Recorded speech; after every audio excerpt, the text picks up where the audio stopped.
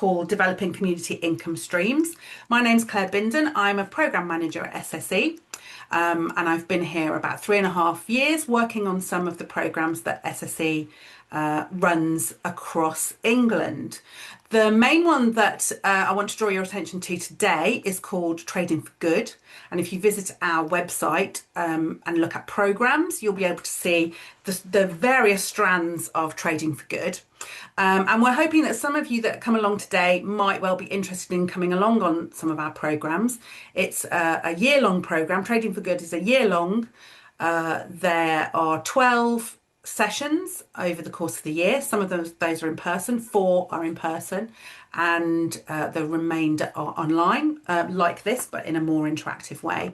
And there is also a grant attached to that, a match trading grant for people who come along on that programme. But SSE has a number of programmes, and take a look at our website.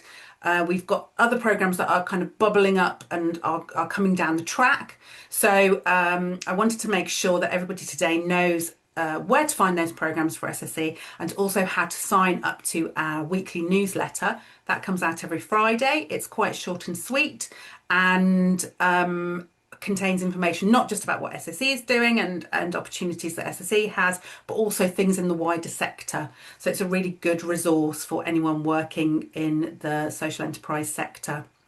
Oh, Monique has very kindly put a link in the chat to have a look at the programmes there. There are also a number of resources on the SSE website that you can benefit from. It's well worth having a dig around on our newly launched, updated website. There's a section called Resources and News, and in that you'll find a lot of information that is very helpful in setting up social enterprises, developing them, developing various bits of them. But today we're going to be talking about developing your income streams specifically for community businesses. And we've got Louise Treacher with us, who is a consultant in the third sector. We work very closely with Louise throughout the year, but she also works with lots of other organisations. And one of the things that we get Louise to do for us quite regularly is to come in and talk to the people who are on our programmes. And this is one of her specialist subjects, developing income streams. So I'm just going to see how many people we've got in. Okay, we've got 140 and we're 3 minutes in. I'm going to check my list to see if there's anything I've forgotten to tell you. And then we will go over to Louise. So yes, anyone who's just joined us, welcome. I wanted to let you know that we are recording this session, but the recording won't feature any of you. You can see us, but we can't see you today because we're using this webinar format through Zoom, which is the way that Zoom handles large volumes of people. So in a minute, I'm going to hand over to Louise. She's going to be talking to you and has some slides to share with you. If we have time at the end, we will take questions. But you can always follow up by contacting us at SSE with any follow-up questions, but also do have a look at the resources on our website because there's lots of information there that you might find useful. So we're now on 150. I think it's time for us to get going. I'd like to introduce you to Louise Treacher, who is a consultant in the third sector who works a great deal with SSE and with a lot of other organisations. So Louise, if you're ready, it's over to you. Thank you, Claire. Good morning, everyone. Thanks for turning up this morning when it's such a beautifully sunny day. It must be really tempting to go outside and do something else. So thank you for that. As Claire says, I'm going to be running through some income streams for community businesses. And as Claire says, at the end, we'll hopefully have time for questions. So, do feel free to keep a note of those as we're going through and ask them at the end. Okay, I'm going to be sharing some slides with you today. So hopefully this will work perfectly seamlessly and we won't have to worry. Okay, fantastic. So as identified when you signed up for the webinar, we're going to talk about some very general trading models and ways of increasing income generally for social enterprises. Then we're going to deep dive particularly into looking at community businesses and looking at some of the community businesses that SSE have worked with and what has happened to them when they've come on previous SSE programs. And then we're going to do a little bit around piloting ideas, why it's so important, how you do it, and some of the premises in order to get the most out of some of that piloting work. Okay. So the first thing I wanted to share with you was something you may already know about, you may have already seen. It's from an organisation called NCVO, and it's the income spectrum. And I use this ever such a lot with people when I'm working with them, mainly because it's a fantastic way of seeing the huge opportunities that organisations have working in the sector. So alongside traditional businesses, you have such greater opportunity to bring income into an organisation. So we can see from the spectrum on the left-hand side, on the far left, we've got gifts and donor relationships. So the far end of the spectrum is really you having a bucket, somebody putting a tenner into that bucket and you walking away with that £10 note. Totally unrestricted. You can use that pretty much in any way in your organisation that you wish. Through to the other end of the spectrum where you've got a very, very closed customer relationship, being that you're selling an item on your website, maybe it's a pen, maybe it's a book, and I, as the customer, are expecting when I buy that book or pen that exactly that product arrives with me looking exactly the same as the product that I've seen on your website. So it's a really closed and very restricted piece of income, very specifically aimed at that. But this income spectrum shows you all of the different ways that you can bring income into your organization. Most people are more comfortable at the bottom end of the spectrum, particularly in the grant income area. You may be dipping your toes into contracts and relationships with local authority or public sector organizations. You may also be currently trading to the open market, selling to customers as well. But brilliant for your sector is that you can operate across all of this spectrum, and the more financially sustainable organisations tend to dabble in each of these different areas. So if you haven't looked at it before, the income spectrum is a fantastic tool available to download from the NCVO website and includes lots of information on how to look at your income and see where you are and how to think about developing it for the future. The next thing I wanted to talk about was business models or trading models or whatever you want to kind of word them as.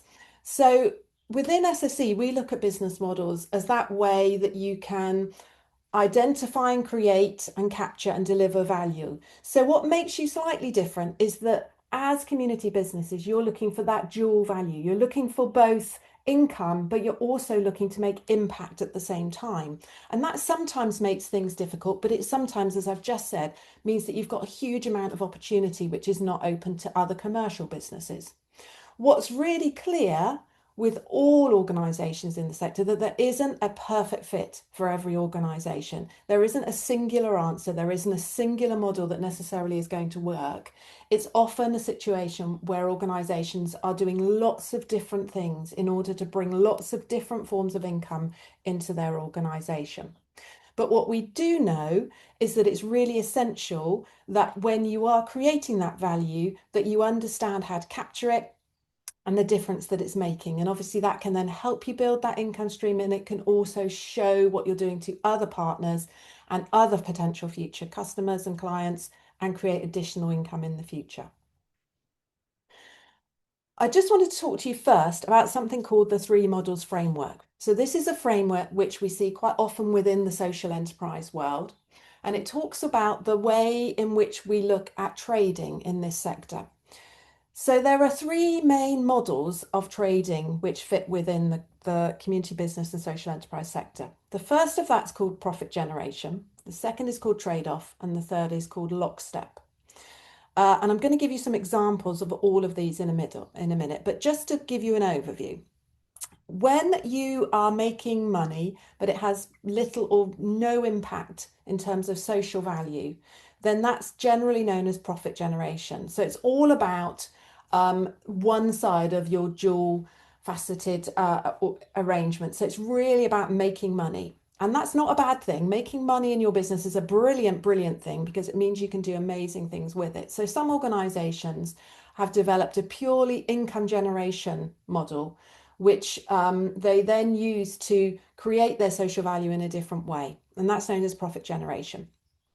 other organizations have managed to create trading and income sources where they have some social impact, but they usually create that social impact at a less financially um, useful return. So it's be it below the market value on that return. And that's known as a trade-off. You're basically trading off the fact that you can get some social value or impact from it, but you're also making some money at the same time.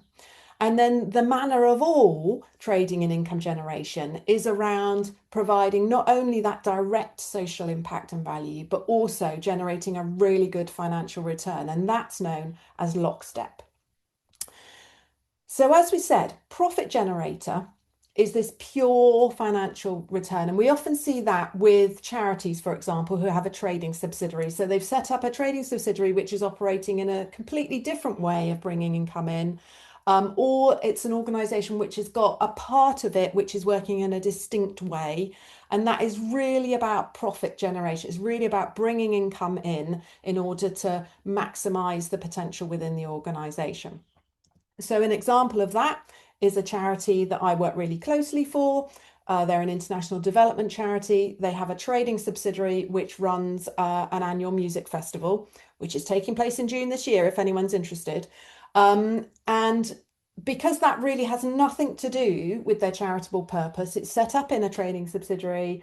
It works completely independently from the charity itself, and it is purely about generating income, which is then fed back into the charity through a one-off gift aid payment after the end of their financial year.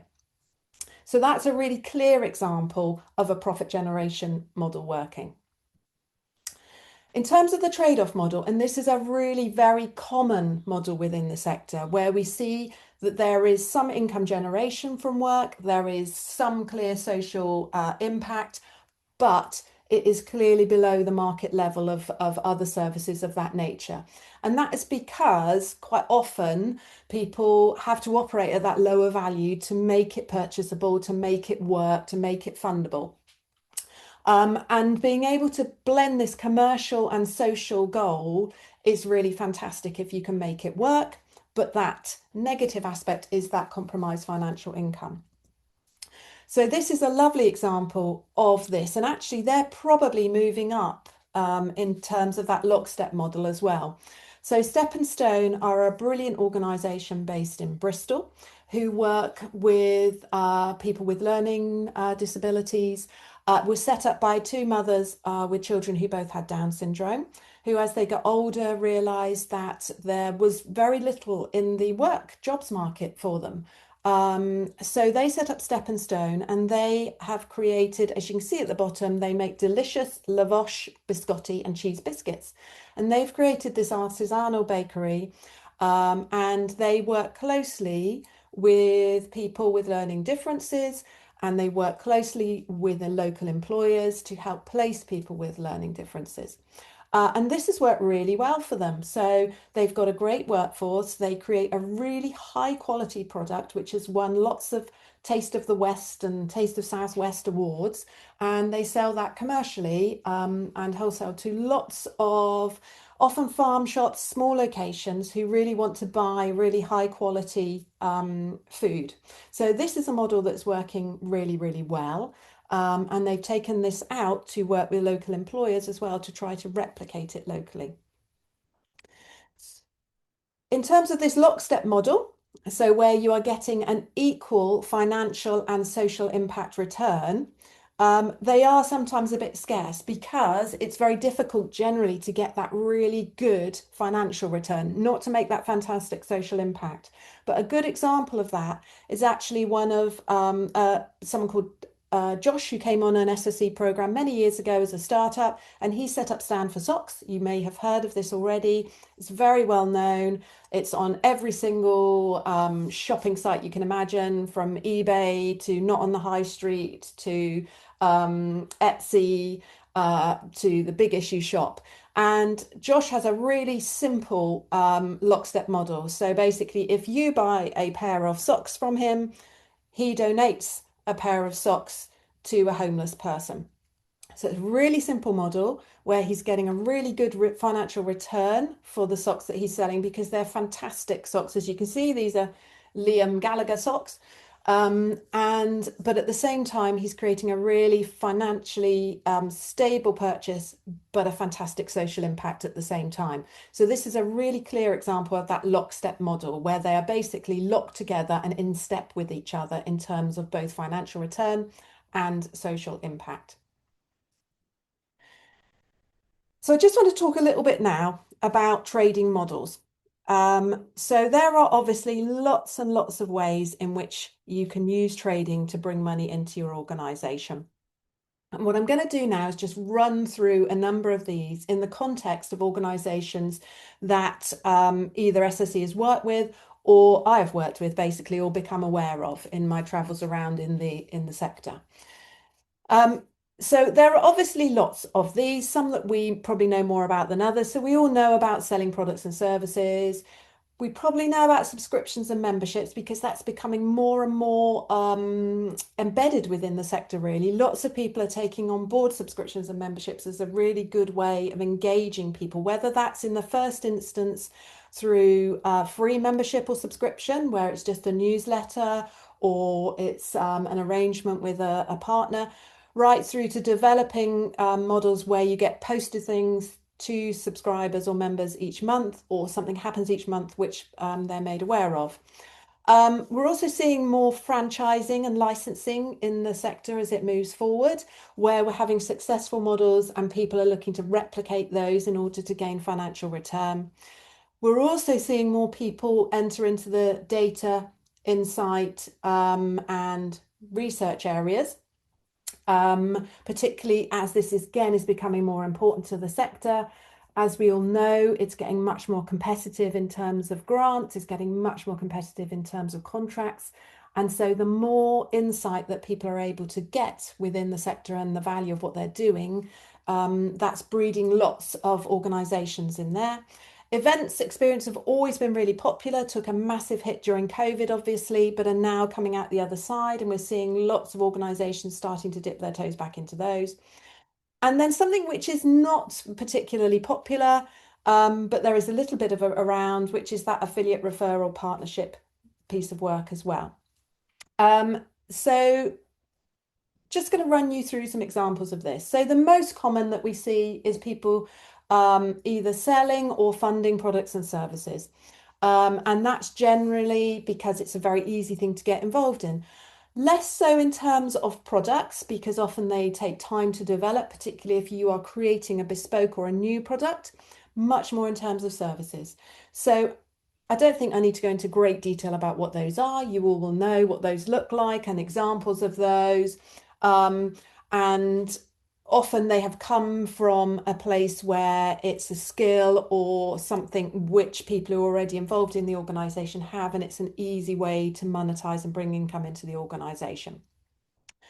I wanted just to talk to you particularly in terms of that about an organisation called Seed of Hope, though. So again, this is based down in Somerset. And Seed of Hope started off as a men's shed project, really, a men's mental health project, bringing men together. And it used sort of carpentry, and it started then to use horticulture, gardening, landscaping as a way to help men with mental health problems. From that, they realized that they had lots of men who wanted to do gardening and were really good at it and were really happy about that. And so they thought, actually, do you know what? We could probably offer our services to local people. So they did that. And this has developed into their ability to sell their domestic gardening services and also to contracts with other local providers, including local housing association, which again, it's a brilliant fit for someone like that, where they are seen to be buying not only locally, but also buying from within the not-for-profit or the profit with purpose sector. So they've got a double whammy, great PR. Off the back of this, they also started looking at how they could diversify their income a bit more. And they thought, well, we're an organisation called Seed of Hope. Why don't we start selling seeds? So they developed their own range of seeds, particularly wildflower seeds, which they felt fitted really well. And they've branched out a little bit from that in terms of seed bombs and different bits and pieces. And they also now have their own tea range as well.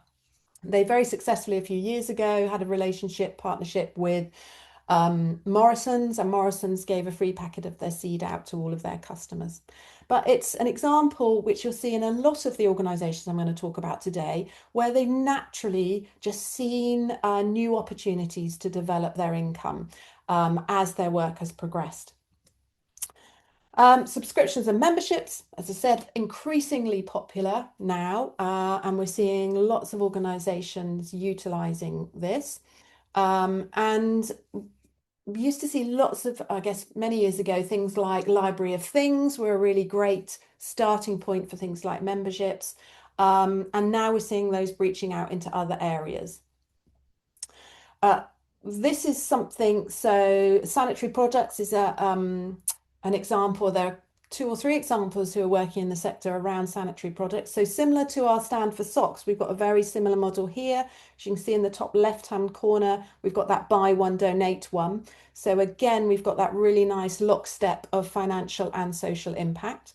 But we've got here a fantastic example from Hey You about from Hey Girls about a product that every woman needs to buy for a vast proportion of their life. And they offer you a service where it will get posted through your letterbox. And for everyone that you buy, you're also making this financial contribution, which also leads to a direct social impact to a woman or girl who cannot afford to buy their own sanitary protection.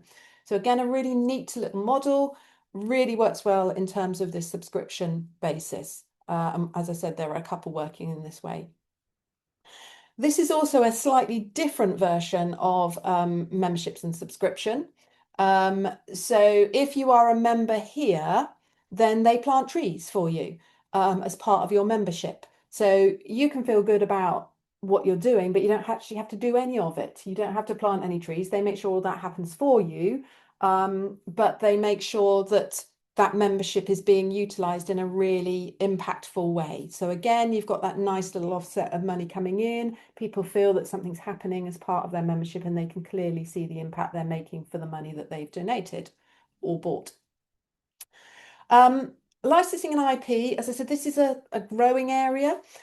We particularly see it quite commonly in educational organisations, where it's quite common for schools and educational establishments to subscribe or buy into licensed products as part of their development. But this is a really interesting organisation that happened to fall upon, really, which is looking at franchising and has successfully franchised. So this is a social enterprise which uses homeless people to develop them into city guides. And they then offer city tours, which people can pay to go on. And they have franchised this model really successfully. As you can see, across parts of Scotland, they've moved down into Manchester and the north of England, and they are looking to replicate it out across other cities. So a really, again, really simple model, creating great social impact, but also creating a sustainable income stream for them as well, and franchising out with that very simple model. A little bit different, but something which not is seen very often around IP. So IP is not something which we tend to see hugely within the sector, but this is an example of a health innovation organisation, and they actually create very low cost and easily created systems for use in third world, in disaster areas, anywhere really where it's very difficult to get high technology in and there's no real electricity. They create these low cost solutions to some pretty basic medical needs. And they provide this IP for free so that they will send that wherever it's needed in the world, at the same time as being able to help people get this in particular areas at this using very low cost solutions. So it's slightly different around the IP that they've created and embedding that into areas where they wouldn't get results like that otherwise. The other area we said, which is growing but still under development, is the data and insight piece, which, as we mentioned, is becoming increasingly important. And we're seeing lots of examples of this, such as needs assessments or benchmarks and collection and measurement tools. What I would say is that there's an incredible amount of this information available for free generally, wherever you are in the country. You may have local insights hubs that are within your own areas. So whilst this is a great sector, it's always important to remember that you can probably access some of this for free anyway. Um, but one that I've been working with locally down here, so based in Dorset, is something called Juice, which is a specific tool built for youth clubs. So it's a youth club management tool, for want of a better thing, where people can have a little piece of an app on an iPad or a phone, and they can then as young people come into youth clubs, they can mark them off as attended. They can put in there a really quick summary of what they did. They can send feedback forms to young people straight from there. So basically, it's a really simple tool for collating data, which they can then use in terms of their social impact. And so it's an example of an organisation, so Dorset Youth Organisation, developed this for themselves, and they are now selling those licenses to other local youth clubs to use it as data collection. So it's a really nice idea of an organisation that's identified a need, created a solution, and is now selling that to other people. Sorry, IP is intellectual property. So if you have created something which is unique to you, then you need to apply for protection of that knowledge, and then you can then sell that knowledge on to other people. Thanks for the question, Sue, and apologies for thinking that everybody was on board with that. So intellectual property is really important, because if you've created something new, you need to secure it and make sure that other people don't steal it and use it without you being able to gain something from it. So Juice is a really nice example of that. There's also something called Charity Digital Benchmark, and that's a community of charities benefiting, as it says, from shared data, so joining together in terms of that data collection. And then there's also some really interesting examples which are not income generated, which you may know about. There's something called The List, which is a crowdsourced list of funders, and it's real-time information about funders that other fundraisers have gained. And there's also another piece of information, which is a crowdsourced piece of information about the success rates of funders. So whilst these are not about income generation, they are supporting organisations who are looking for income generation. The other area I want to talk about was events and experiences. So as we said, really, really huge area of income generation for organisations pre-COVID. Took a huge hit whilst COVID was taking place and after COVID, and has started to come back.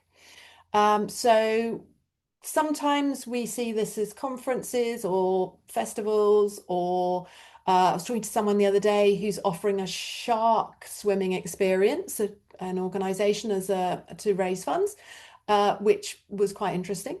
But we're also seeing that now quite a lot as learning, so ticketed learning or paid for learning as well. And that is definitely a growing sector at the moment. So this is an example of an organisation which has done quite a lot of events and is bringing those back into play. So quite traditional sort of stuff around biking and hiking and all those sorts of things. But as I say, it's becoming increasingly more evident in wilder and wilder different opportunities which are becoming available, and always works really well, particularly if you are, as you can see here, they've got House Builder Challenge, particularly if you're working with corporates or commercial organizations, it's often a really good fit in terms of working alongside those. This is called the Youth Adventure Trust, which is a really nice organisation, actually based in Wiltshire. You might be able to tell I'm from the southwest of England. Okay, then the final one I'm just going to talk about is around affiliates, referrals, and partnerships. So I said this is not something that's seen particularly often. It's often from some of the more well-known organizations who are often able to create some great partnerships with commercial organizations. Although, again, we do see that with some of the smaller organizations who are able to create smaller partnerships. So, people that may be willing to support you with an amount based on sales of their products or those sorts of things. But a good example of a sort of partnership or affiliation is through Change Please, and their relationship with Nespresso. So they have now created Change Please pods, which go in Nespresso machines, and they sell Nespresso on machines as part of their merchandise offer as well.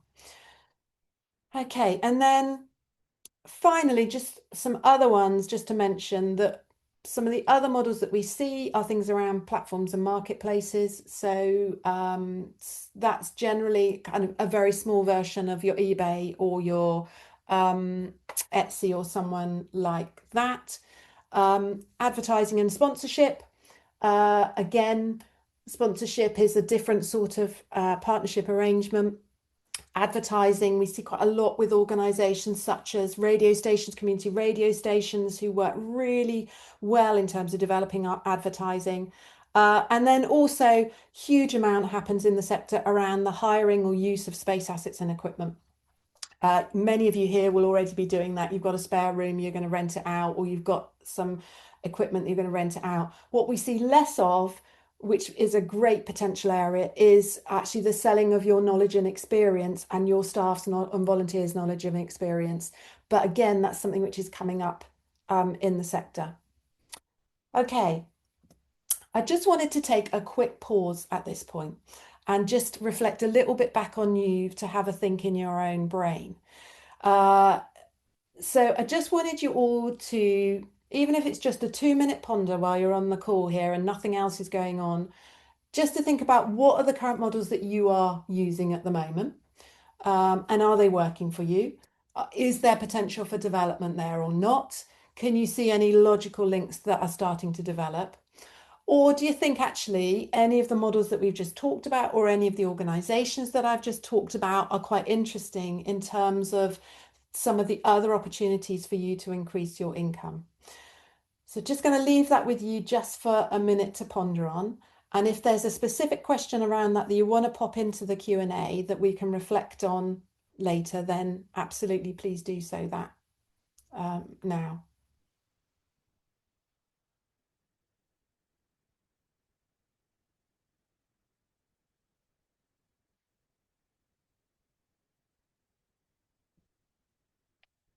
Okay, right. I'm just going to move now into talking very specifically about community business and community business trading and income generation. And specifically also about how community businesses who have been on some of the SSE programs have developed that trading particularly and that income, because as Claire mentioned at the beginning, many of the SSE programs work around this concept of developing traded income as a sustainable income source for organisations moving forward. As I've mentioned before, we know that grant funding is becoming increasingly more difficult. That is not likely to get any better any soon. And we know that looking at income diversification and trading in whatever form that looks like creates a more financially sustainable pathway for lots of organisations. And for community businesses particularly, there are again some unique opportunities and some unique challenges. But we can look through a number of the organisations that we have been working with and how they have developed and what they have done.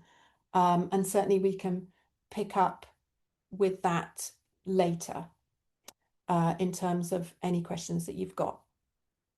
Okay, I can see some questions in the Q&A, and absolutely we will deal with those at the end if that's okay, but please do keep putting them in. So we're back in the West Country again. I don't realize how West Country focused I am. So this is a really lovely organization called Interbodmin. And when they came onto one of our SSE programs, um, they'd been running their cafe for a little while on a pay-as-you-feel basis. And they were just really starting to think about how they could diversify and increase their traded income because they needed to do that in order to be sustainable.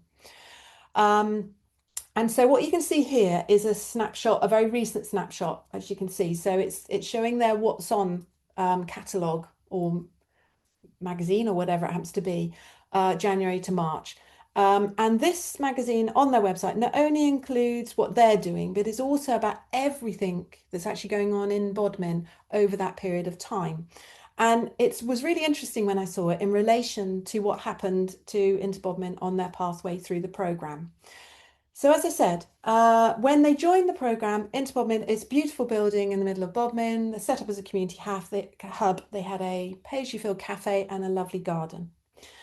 Um, when they came onto the programme, they really wanted to try and sort out some of the issues they had with the cafe, but also to develop a more comprehensive program of events. They wanted to get more people into their community hub, more people into their building.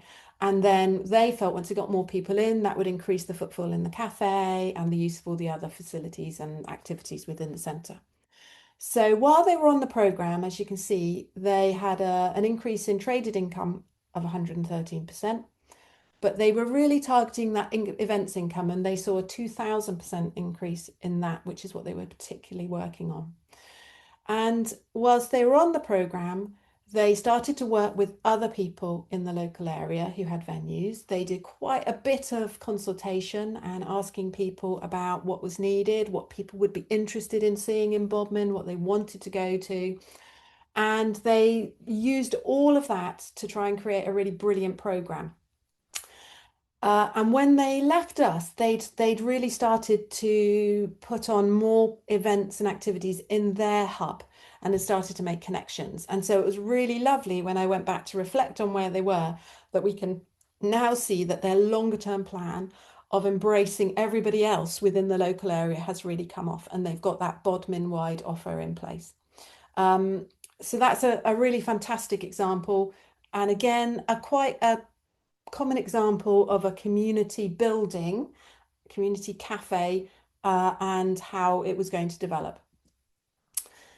Uh, this one is a little bit different. This was a fantastic organisation called Brave Bold Drama, which is a community interest company. And they are now called the Company of International Artists. And they really were an organisation that had to make a pivotal change during COVID, as many organisations did. So they were a theatre group who suddenly could not perform, could not run sessions for anyone, could not go into schools, had no real source of income, and they needed to do something very quickly. So they developed this idea of creative case files for young agents. So they'd been doing work around this persona of detectives and spies, and so they created that into a package, which they then developed as a subscription model. And people could buy the subscription and would receive the resources, and they would go on a fantastical journey as a spy, which would be different each month or whenever they received their subscription. So this was a really interesting example of that pivot COVID, which then led to them developing all sorts of other concepts for their organization. So when they were on the program, they were looking at enhancing and developing this subscription service that they had.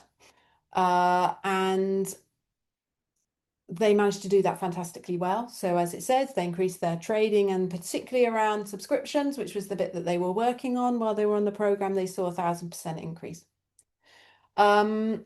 They used lots of their existing knowledge. They used lots of their what had happened to them over that period and how they could then again develop that into other patterns. So this is something you'll see with all of the examples that I'm sharing, is that, as I spoke about with Seed of Hope, it's not an accident that their development happens. There's often quite a logical path to that development of income, so that something happens, something gets created, another opportunity exists. So then that's a almost a natural progression from where you are. And as you can see now, they've got their own dedicated website for Company of International Artists, and it's got lots of those different options on there for adults, children, for organizations. They've got their own merch section. So they've really looked at how they envelop that out in terms of different bits and pieces. Um, Back in Bristol. This is a fabulous organisation, which is again a Bristol community-owned cafe and event space. And this is really common in community businesses. I expect a lot of you here are community-based hubs or community-based cafes or community-based pubs or community-based shops. I have a community-based shop in our village here, which are fantastic community-owned organisations. And very similar, but a different pathway, particularly for here, is that they went through a huge change. So they put out a community share offer to buy the premises where they had previously rented and to actually buy a little bit of an additional space as well.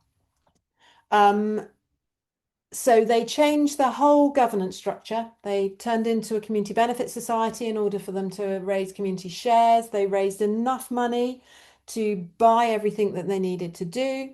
They then rejigged a lot of their spaces and created a slightly different offer. But their main driver on the program was to get more people into that space. Similar to into Bodmin, their key bit was getting into the space, and then that would knock on in terms of future users and in terms of more people using the community cafe. And they then looked at things like offering it out for weddings and parties and changing and diversifying the amount of people that were offering people who were coming in and utilizing their space. And as such, they saw 28% increase in traded income during that time they were on the program. Now, this isn't someone who's been on one of our community business programs, but actually, if they had applied for a community business program, they would absolutely have met the criteria. So Progressi is a really interesting organisation that was born out of Grenfell. So after the Grenfell disaster, there were a number of teachers who were either who had lived in Grenfell or were working at schools where lots of the pupils from Grenfell went, or just lived in the local area and wanted to support the young people who were still going to have to do their exams and still going to have to be doing all sorts of things at school and who were really struggling. So some of them got together and set up a very informal tutoring service where they just offered some support to get some kids through some really difficult times. And they also then set up a football club as well, because that seemed like a really good idea, a positive bit of activity. And Progresse now is registered as a CIC and they operate in the Grenfell area still, but they have really grown their offer. So they now offer all sorts of tutoring and group support, one-to-one support. As you can see, they've got online learning platforms. They also still run their football club, which is doing really well and won its first game recently. And they also now run a basketball club and they run all sorts of other kind of writing sessions. So really just giving local kids the opportunity to come along to really fun and structured learning sessions. What Progressive have done, which is really nice and really interesting, and lots of others in the sector are getting on board, is that they registered for Ofsted, which is perfectly normal thing to do. However, they registered for Ofsted so that people who wanted to come to their tutoring sessions could then claim 85% of the cost of that session through universal credit. which made a massive difference to their population because, as you can imagine, there's some fairly fundamental issues around that Grenfell area in terms of levels of income, levels of deprivation. So Progressive found a really nice little niche there in terms of that registration with Ofsted, which also then enables them to align some of their tutoring sessions as after school activity, which then enables parents to get their kids on those sessions at that reduced fee, so making it affordable for them. So just a slightly different way that a community business is really supporting its local community um, by using and generating income in a slightly different way. And as I say, they're on a program at the moment, but at the moment they've increased that trading by 50%. And they're really looking at how they continue to build that tuition. And also they're moving into how they can support adults. And again, utilizing some of that direct payment funding in order to support some of those really hard to reach and really struggling adults. Similar but not quite the same vein is an organisation called Conversation Works, which is based down in Devon. And this is an organisation which supports people with dementia and people who care for people with dementia. And again, it is set up very similarly to a community business. It works over a very small geographic area and works very much is embedded in the local community, both supporting people who have dementia, who care for people who have dementia, but also in upskilling the local organisations to support those people as well. So they do quite a lot of work with local companies, local shops, GP surgeries, to support them to understand how to communicate with people with dementia and to understand some of their additional needs and make their premises much more dementia friendly.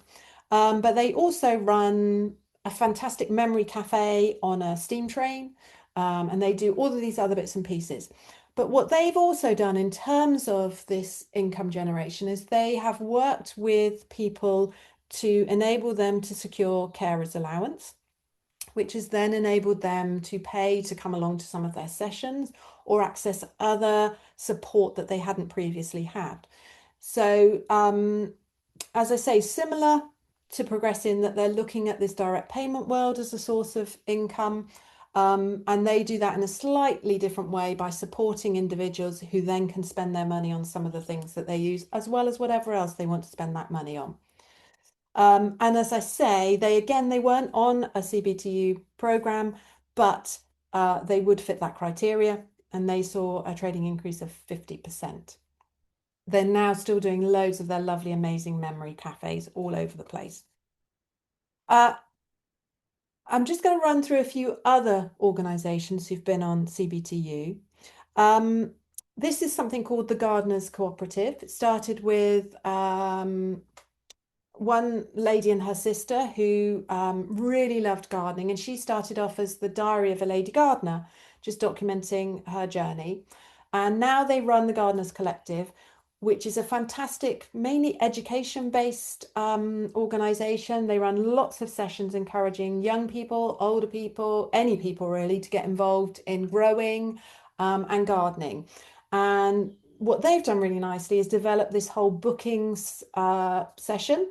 And they offer both free sessions and they offer paid for sessions. But it's a really nice little platform and it's working really well for them. They were on our program a couple of years ago. Well, that's not the Gardening Collective, that's actually Conversation Works. And they saw an increase in their traded income through the sale of those bookings. These are some other organisations that Power to Change have supported as community businesses.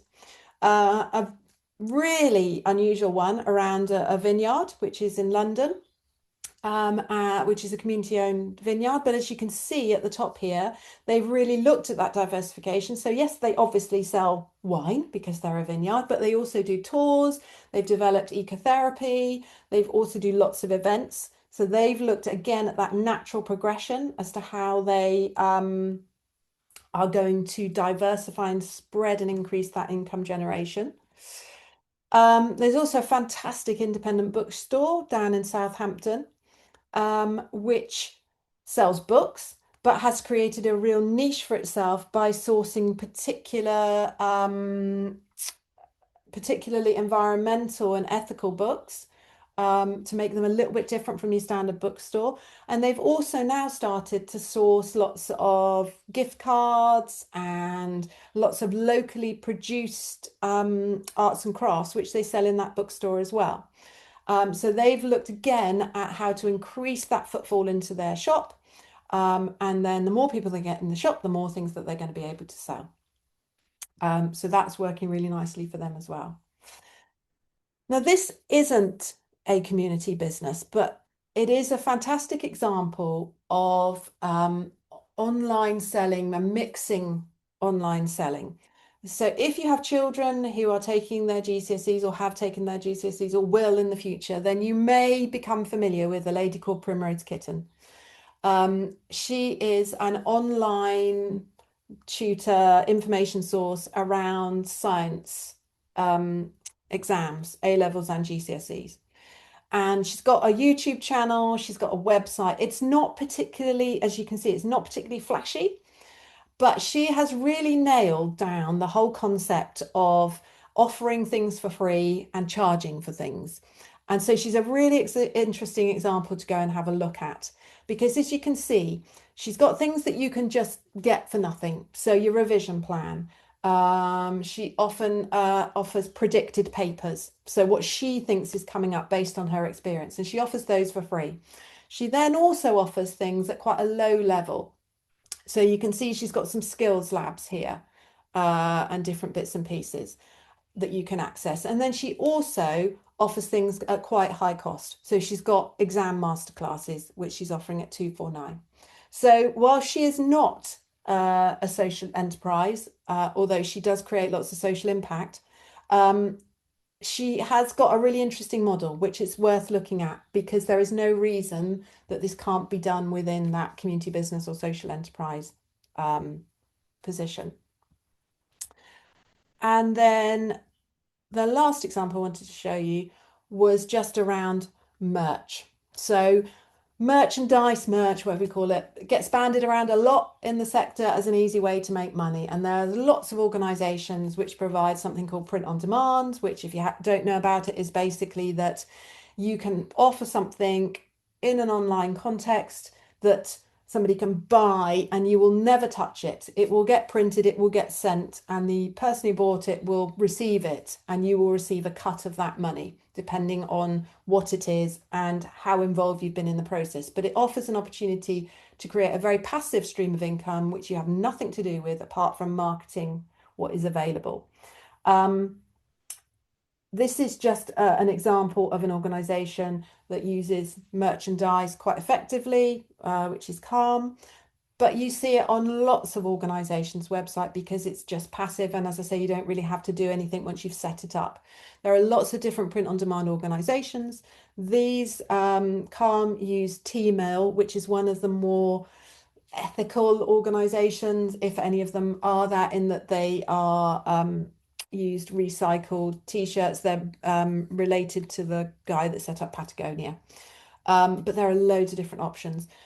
But it is something which people do tend to have as on a back burner for lots of organizations. So it'd be remiss of me not to mention it in the context of this environment. One of the things that is worth reflecting on is what they all have in common. And I think I've tried to talk about some of those as we've gone through. But the main thing that we see with both social enterprises, community businesses, is that they often start with what they know or what they have. And as I've said to you, there's this usual ongoing natural source of development often takes place. So they often use their facilities or their equipment or their knowledge or their skills or their experiences, where they are, who they know, and then they build on that. So the example I gave at the very beginning of the charity, international development charity that I work for, that now run a 3-day music festival, it's because they are based on a farm and they have 45 acres of farmyard out the back, which gets turned into a festival site. And it started with one band asking if they could have use the barn for one night 20 years ago. And now developed into a festival with 6,500 people rocking up on Friday night. And that's what often happens. It's a one conversation, it's something that you already have or know or use, and it just develops over time. And what we often see are those linked opportunities. So that conversation that you have, that someone buys something from them, you have a conversation, they say, oh, wouldn't it be useful if you did this as well? Oh, actually, yes, we've thought about that. It's all of those different things. And the other thing which they have in common is that quite a lot of them are very aware of what the market is doing and the opportunities that exist within that market. Um, so as I said to you when I mentioned Interbodmin, they spent a lot of time looking at what was going on locally and what people wanted and needed. They did a lot of consultation. They asked a lot of questions.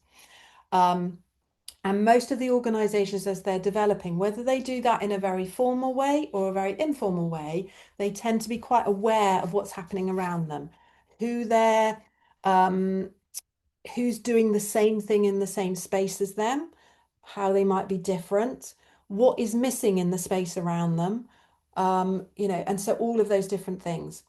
So those are generally the things that they all have in common. Okay, just want to park again and just give you 30 seconds just to contemplate. So whether you can learn anything from those examples, when any of those triggered something in your brain and you thought, oh God, that's interesting, we could do that, or actually you should go away and have a look at that. And can you use any of these ideas in your community business? So again, if there's a question specific to that, do feel free to put it in the chat.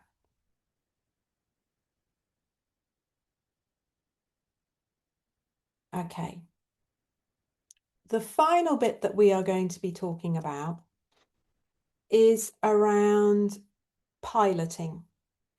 So often when people come onto programs, the most difficult thing is actually to get started, to try out some of these ideas that you've all undoubtedly got, for lots of reasons, mainly because they're pretty scared.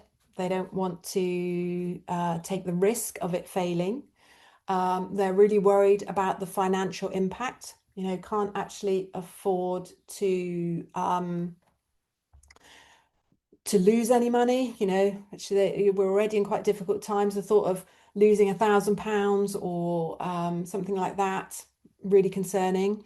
Also, usually some risk around maybe impact on the organization, so reputational risk. Very concerned about that as well. And all of these are really valid. And so what we talk about with piloting, and often on the program, is that done is better than perfect. If we all wait until we've got the perfect solution where it's all going to be perfectly brilliant and work well, then we would never do it. We're never going to get there. But piloting is about trying things out. And it would be fair to say that one really useful use of grant income is also around piloting. So getting a grant to pilot work is a brilliant idea because it takes away one of those barriers around financial loss.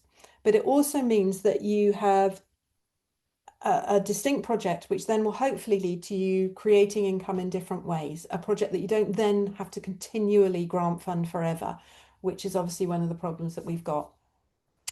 So we're going to talk about piloting for a short moment. So why is piloting good? For all those reasons that you already know. And it's generally creates the lowest risk opportunity for you to test something. And essentially, it's a fact-finding mission. So it's about you getting something out there and seeing what happens. And it then enables you to develop it further, decide that this is an absolute winner and we're going to run with this and create lots of different offshoots and it's going to be the most amazing thing in the world that we ever did. Or to say, oh my goodness, what a disaster. this is never going to work for us. Let's go back to and rethink. And both of those options are equally as brilliant. So if your pilot tells you that this is a really bad idea, then that is a brilliant piece of information and as useful as knowing it's going to be a brilliant idea because it prevents you from getting embedded in all of that extra cost and all of those different things. The other thing which is found really useful around piloting is the last comment on there around cost and pricing. So some of the sessions which on all cohorts get asked about is students ask about costing and pricing. How do I cost my services? How do I put a price out there that people are going to pay? And so piloting really helps you to test that cost basis as well. But you must obviously do some work before that pilot in order to get the best out of it. So these are some of the things to think about when you're putting together that pilot. And these are called basically intentions and guardrails. So some of the things that you put in place to protect the pilot and some of the things that you need to think about in order before you even consider piloting anything. So really think about what is the purpose of the pilot. So what are you hoping to get out of it? Why are you doing it? For how long a period are you going to run your pilot? What is your total spend that you are willing to put in? And this really is equal to that, how much money am I willing to lose piece? So if it all goes horribly wrong, how much can I afford to lose? Your staff and volunteer hours. So who do I need in order to deliver this? What is that going to cost me in real terms? And that should go into your budget. And then most importantly, your success and your stop criteria. So quite often people pilot stuff without any idea of what it is that success looks like. So they kind of then carry it on for ages because they're not really sure whether it's telling them that they're successful or not. And that's where you get into it costing loads of money and then you've lost the whole idea of what you're trying to do from it. So by setting some really clear parameters, then that enables you to be really clear about what you're trying to get out of this initial piece of work. So success, ideally you'd be looking at between 3 and 5 metrics. And as you can see, they can look like whatever it happens to be.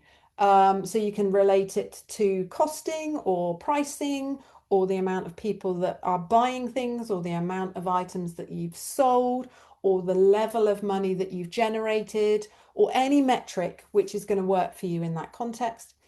And then your stop criteria are equally valuable to think about. So that's about, okay, when am I going to call it a day? So if this is not happening by this time, I'm going to just close it off, or I need this to be in place by the end, week 2 in order for me to continue going. So it's useful to think about things which are non-negotiable stop criteria for your pilot. So once you've had to think about that, then basically a pilot is exactly as you thought it's going to be. It's a smaller version of a bigger project. You usually test it with a limited amount of people, and then you get as much feedback as you can before deciding what to do in the future. And ideally, that would be before scaling, but it may be before changing it, stopping it, doing whatever and whatever. The limited audience is interesting. So the danger of the limited audience is in picking an audience that are going to be very positive about whatever it is you're piloting. So often think really carefully about what that limited audience is. It may be a set of people that you've been curating for a while and developing a relationship with, and you want to put an offer to them to see if they're going to change maybe something you've provided to them for free into a paid service. Or maybe it might be a sector that you haven't worked with and you are piloting something you've done successfully elsewhere into a new environment. So all of those are really valid, but just try not to create an audience which is going to provide you with false information. So the process itself, again, is fairly simple. You need to just go through a certain amount of criteria, which we've outlined here. So who and what.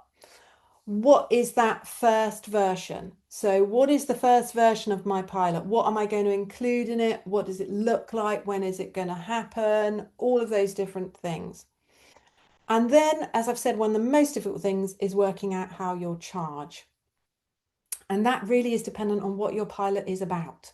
So it can be fixed fee, it can be per hour, per seat, per session. It could be an overall package price. It can be whatever fits in terms of that situation. And in terms of that charging piece, the things to think about are how much it's costing you to deliver. So when we talk about costing and pricing, the most important thing to understand with that is how much it's costing you, because that then is going to be reflective in how you price it. And then also, if you're doing something which other people are doing, what other people are charging.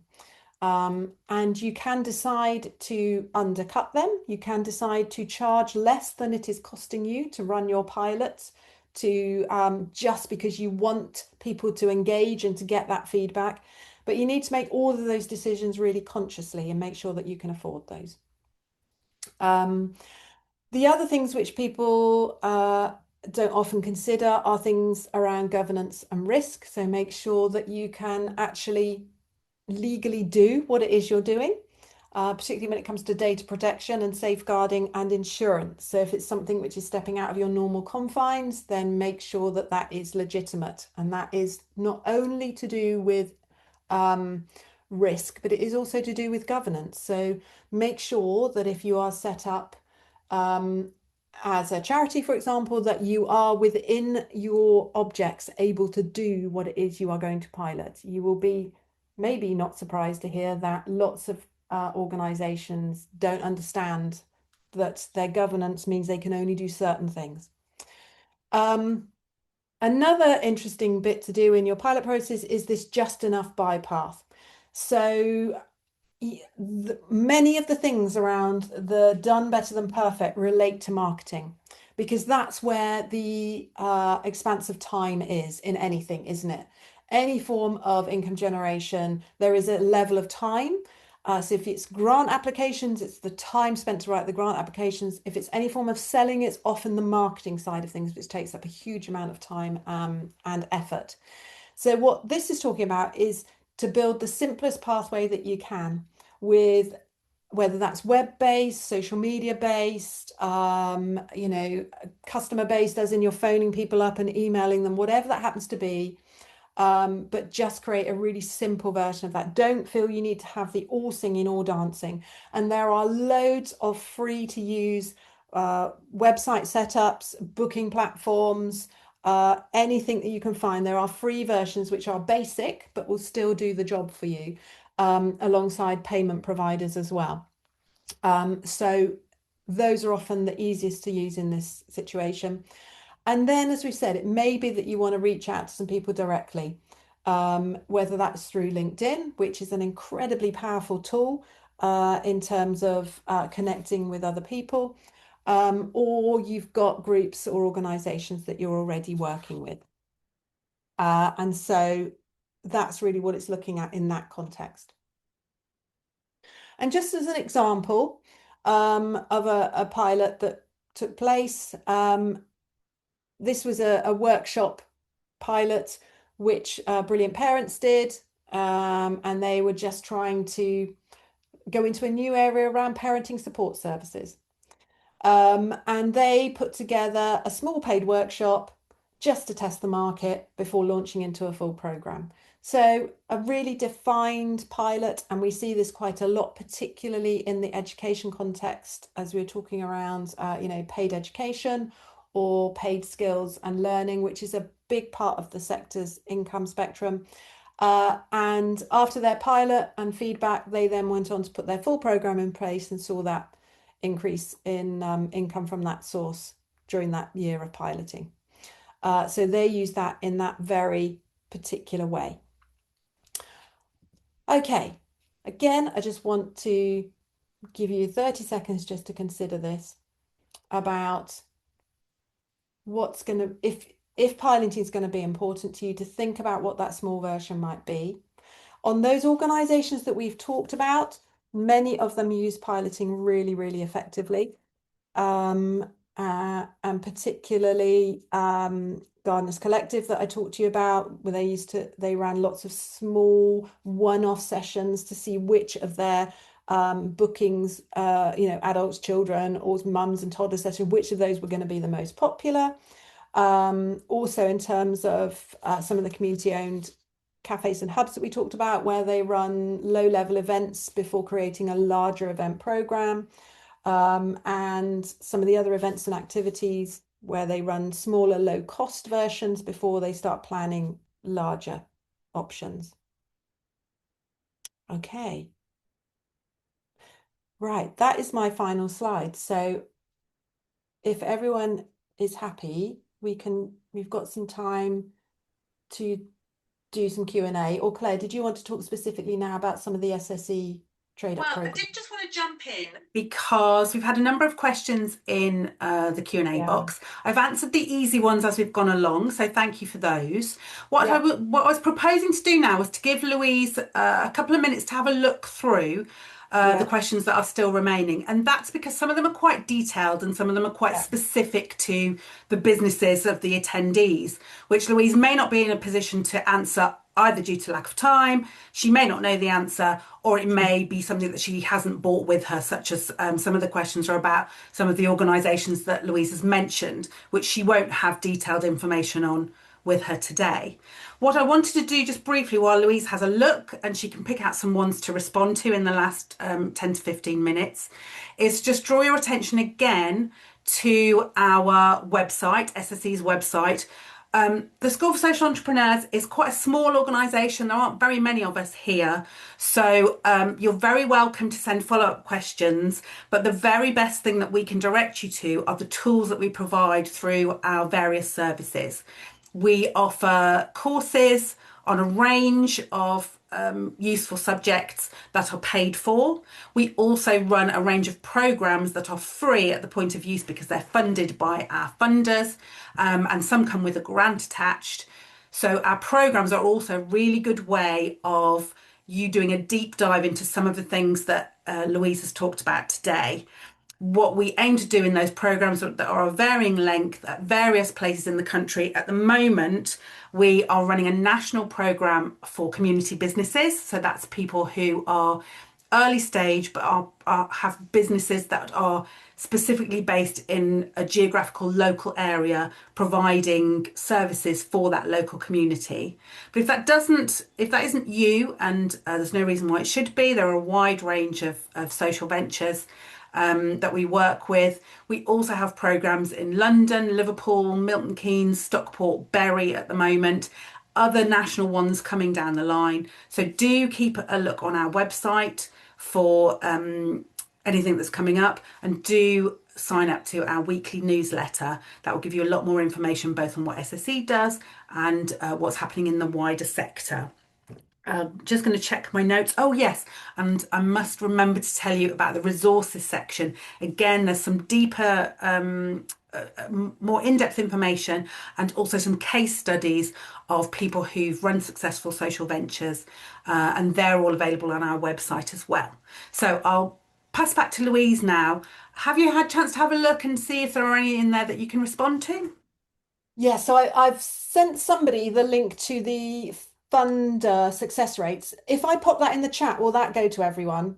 Or does everyone see the Q&A In answers? the Q&A, if you once you've answered the Q&A by Brill. typing it, it will go to everyone. Fantastic. So that's gone out. If you haven't seen that, it's a really useful bit of kit to look at. It'll tell you who you stand a very, very slim chance of getting approval for and who it's better to invest your energies in. There are a couple of questions around trading subsidiaries, so I thought it's probably easy to answer that verbally if that's okay. Um, Mm. so I think someone's asked about what's the criteria for setting up a separate trading organization, and someone asked about the sort of the actual governance arrangement of it. So, trading subsidiary, if I talk about the charity trading subsidiary first, if you are a charity and you want to operate, you can trade. You can trade within your primary purpose and you can also trade outside of your primary purpose, but only to a certain level of income. So people who have charities often create a separate trading subsidiary, and they do that in order to create an organization in which they can trade freely.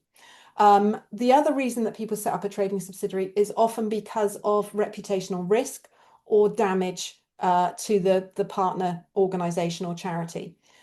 So in the sense of that governance arrangement, if you're a charity, most often a trading subsidiary is set up as a charity, as a company limited by shares, and then the only shareholder is the charity itself. So then it is a wholly owned trading subsidiary. That's the most common approach that we see in terms of governance for a trading subsidiary. However, some charities set up trading subsidiaries as community interest companies. Some community interest companies have other community interest companies as trading subsidiaries. So there are multiple ways in which governance can work for you, and it is complicated. And SSE do offer some really great advice and support around governance for you because it's quite a complex world.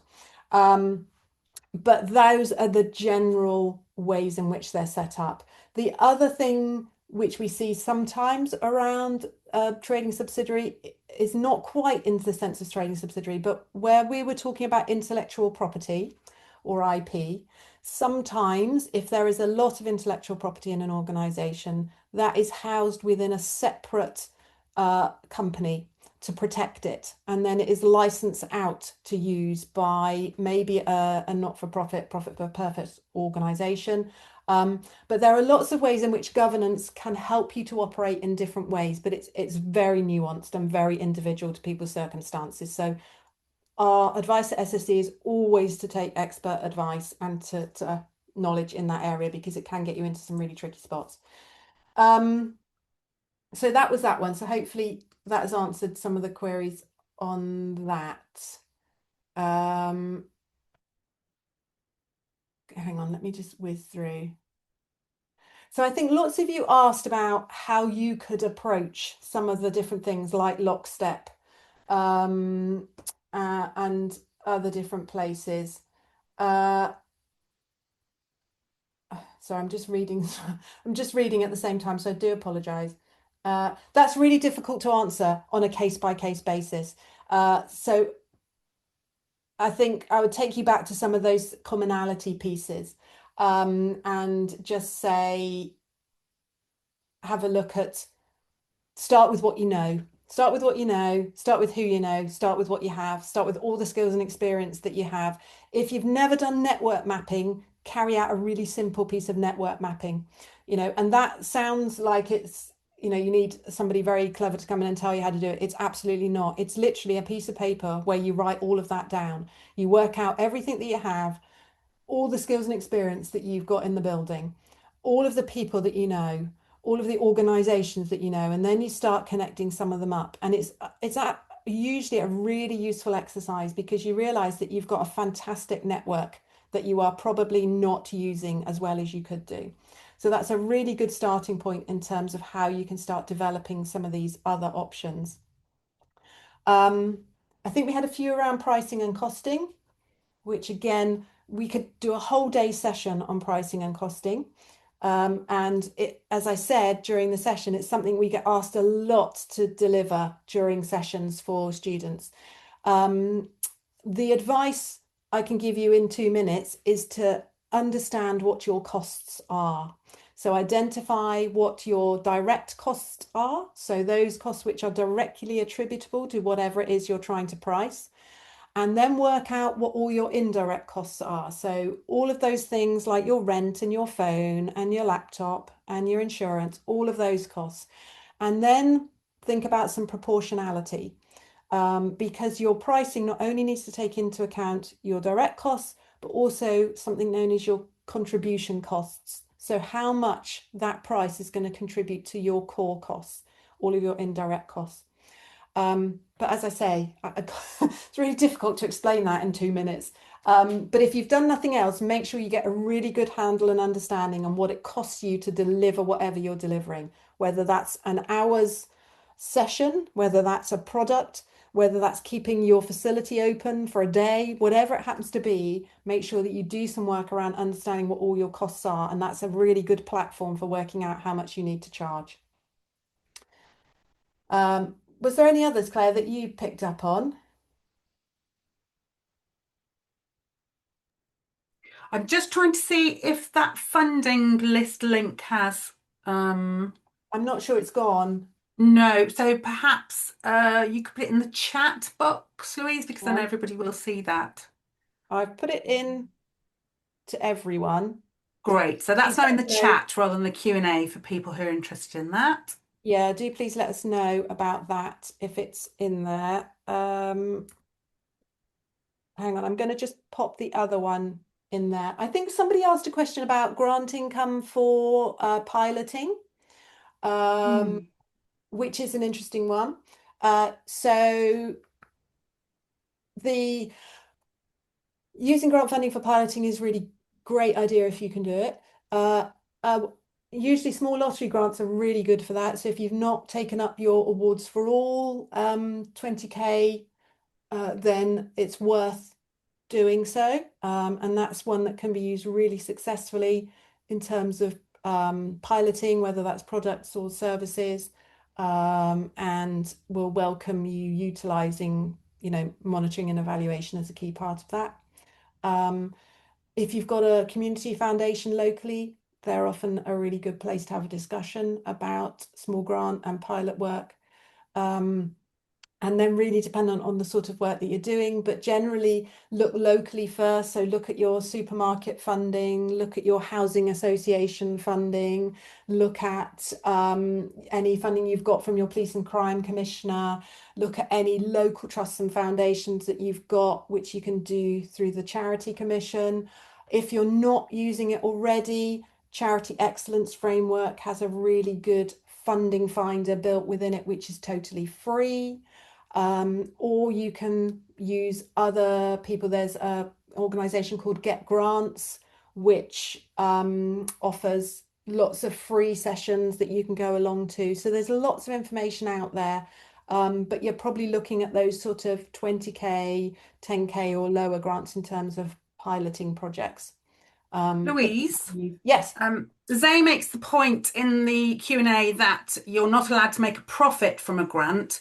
So, how would you recommend that pricing and cost can be tested if that's the case? So off, you're absolutely right, Zay. Sometimes you're not allowed to make a profit from that. So what you would probably be doing in terms of that pilot is testing the actual mechanics and the approach of it, making sure you're understanding and nailing down exactly what it's costing you, developing some of those partnerships and networks in order to think about how you then roll that into generated income. So going back to that process of piloting, thinking about what you want to get out of it at the end. If you can't create income out of it at the end because of the confines of the grant, then think about what else is going to be useful for you to then use moving forward when you're looking to generate income from it. Great, thank you. So we are coming to the last few minutes of our session today. Um, Louise, if there's anything else that you want to answer, uh, do jump in. But other than that, let's wind up, and I'll just remind you again that our website is a brilliant resource for a lot of the questions that we haven't been able to answer today. If you want to know more about Trading for Good or any of our programs, again, make contact via the website. We are quite limited on our ability day to day to answer specific questions about your business. That's why we do direct people to our programs and our paid for training courses, because those will give you the tools to find this knowledge for yourself. As we said, we do pricing through our courses. We look at how to work with your networks and grow your networks. We look at your own leadership skills and not only the resilience of your business financially, but also your own resilience as a leader, because we appreciate that often running a social enterprise can be very challenging and lonely enterprise. So do go back to our website after this session. You'll all receive a copy of the recording. So if you've got any questions about some of the businesses that Louise mentioned, they'll all be in the recording that Monique will send to you after this event. And do keep an eye on other events that will be running in the future. But thank you so much to all of you for being here and for your time this morning. Thank you very much to Louise for sharing her insights and her experience for us. And we hope to see some of you again in future on some of our other events. Thanks for coming, everybody. We'll see you Thank you. again.